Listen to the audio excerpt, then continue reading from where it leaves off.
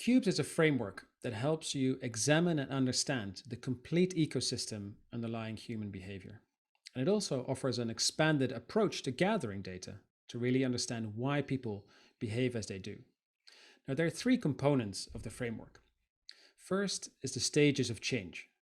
Moving toward an action includes a journey over time, becoming aware and developing deep or experiential knowledge, then becoming motivated and forming an intention, and finally acting. And then some behaviors also require repetition or habit formation. Understanding where people are along that journey is critical in shaping the intervention portfolio needed to change their behavior. For example, nurses in a labor room may be aware of safe birthing practices and probably have the intent to practice them, but it does not necessarily translate into action. So what might be preventing them from acting as desired? The Cubes framework helps you answer that question and collect the right data to answer that question. Similarly, individuals may be aware of the COVID-19 vaccine, but they lack the intent to actually get vaccinated. Now, what drives this lack of intent and what can you do about that?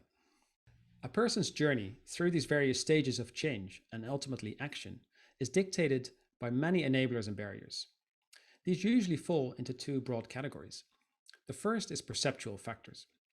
They capture the ways in which people see the world and how they respond to it.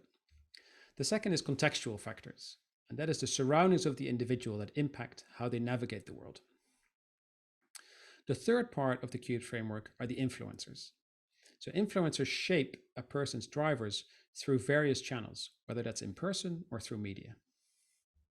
To begin with, you have to define a target behavior, such as attending antenatal visits. Then, study the literature and map the existing evidence against components of the Cubes framework.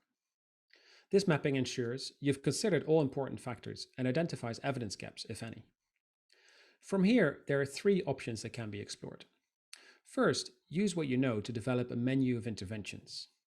Second, choose data collection methods to both confirm your understanding and explore new drivers of behavior.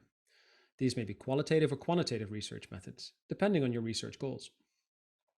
Third, use advanced analytics to understand which drivers matter the most and to whom. For example, psychobehavioral segmentation, which we discuss in subsequent videos.